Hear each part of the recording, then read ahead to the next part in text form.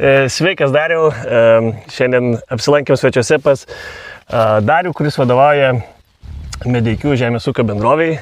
Vienas pirmųjų ūkininkų, kuris įsitraukė į InSoil anglės ūkininkavimo programą. Ir šiandien lankomės pas jį, kaip sakyt, kartu ir švęsti ir pasidžiaugti pirmais rezultatais.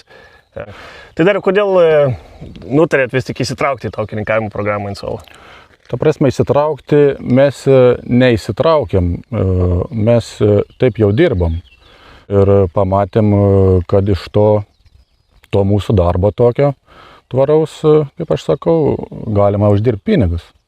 Toj vietoj atsiradot jūs, InSoil, ir pasišnekėję su jumis, kaip būtų galima padaryti tai dar tvariau. Ir pradėjom tuos žingsnius, įsivedėm pas save daugiau tarpinių augalų, sumažinom žemės dirbimą, prikaupėm daugiau CO2. Palyginus ir su kitais ūkininkais, jūsų gan tas, kas kaip mes vadinam, sekvestravimo lygis, beveik 3 tonas CO2 per hektarą pas jumis. Rezultatas iš tikrųjų yra įspūdingas. Klausimas būtų, ar tos konsultacijos, kai mes atvažiuodami su agronomais pasišnekėti, ar buvo kažkokios naudos iš tos agronominių žinių, ką mes pasidavėm, ar nors kažkokį papildomą dalyką įgyvendinat iš to? Vienas iš variantų ir buvo, kad padidinti plotą tarpinių augalų. Per žiemą įvedant tam tikras sėjamų tarpinių augalų rūšis, kurias jūs rekomendavot. Kitas dalykas - trąšos. Trąšos pradėjom dirbti su tiksliais tręšimais. Pradėjom naudoti šitos žemėlapius laukų. Toj vietoj stipriai sumažinom trąšų kiekį išberiamą į hektarą. Tai iš tos pusės manau, kad jūsų indėlis buvo tikrai nemažas. Ir iš tikrųjų dabar taip, kaip pagalvojame, visai nemažą lėšų dalį papildomai pavyko uždirbti. Aišku, jūsų ir nuostabus ūkininkavimo rezultatai yra, tai ir mums iš tikrųjų tai yra labai smagu. Klausimas, ar ketina tęsti, ar ir kitais metais vis kažką bandysim kartu pridėti, kad vis tvariau ūkininkauti?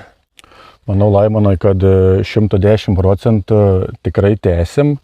Nes mūsų ir Rakola Farming tikslas yra dirbti kuo tvariau, toje vietoje kuo mažiau judinti žemę, dirbti žemę tiek, kiek reikia. Kaip sakant, nes mes nei plūgų naudojam, nei kažkaip kitaip sunkiau dirbam ją. Diskiniai skutikai, sėjam kai kurias augalų rūšis tiesiai į žemę. Tai manau tikrai, kad ir eisim tą linkmę, kad kuo mažiau judint žemę ir kuo daugiau tų kreditų sukaupt, kuo daugiau pinigų išpėsti iš jūsų. Nu tai va, apie tos pinigus kalbant, jau, kaip sakyt, ką ketinat įsigyti už tą, jeigu...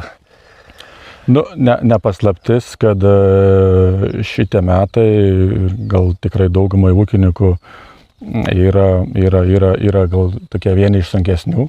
Tai manau, kad jie prisidės prie bendro biudžeto, kuris leis mums kvėpuoti lengviau.